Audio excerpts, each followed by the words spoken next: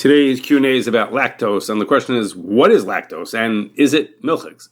Well, milk has a lot of components to it, and that includes fat, two kinds of protein, one's called casein and one's called whey.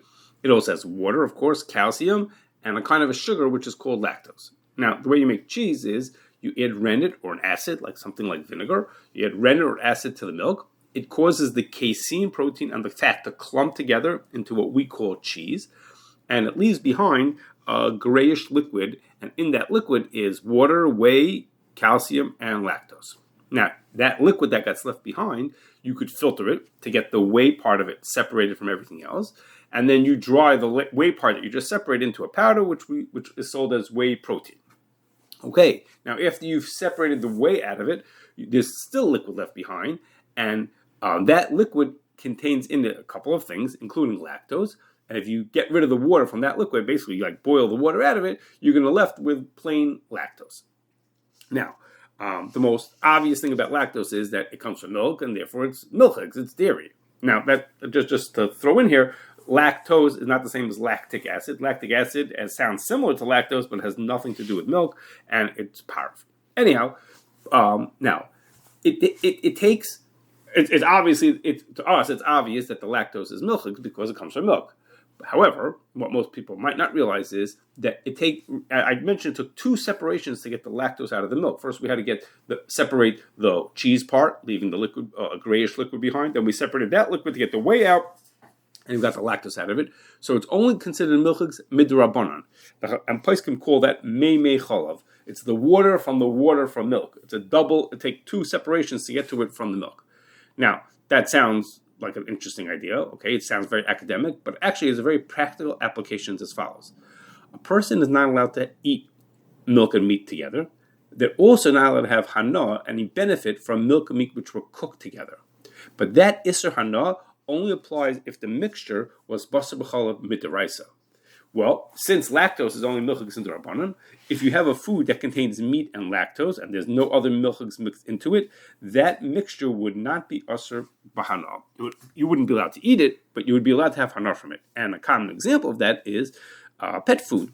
Pet food that contains milk and meat, you can't serve to your pet because you're getting benefit from the fact that you're giving it to your pet, and you're benefiting from the basar b'chalav.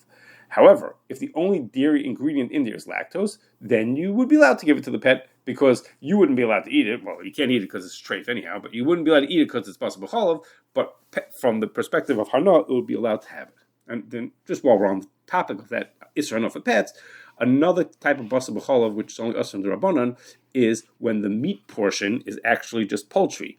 So let's say you have chicken and milk together, you're not allowed to eat it because it's basar b'chalav, but as far as hana, you'd be allowed to feed it to your pet. Now, lactose, as I keep mentioning, is a byproduct of making cheese.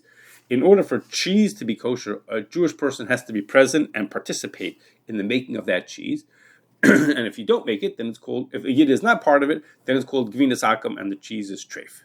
Now, in most cases, the whey and the lactose that separate from gvinas akum, meaning the cheese is treif, even so, the whey and the lactose stay kosher. Exactly why that is way beyond today's Q&A to explain why that should be true. But that's usually true that the whey and the lactose stay kosher. However, if the milk was hot during this cheese making process, or the cheese was hot during that process, then the whey and the lactose are asur because they get tam from the treif gvinas akum.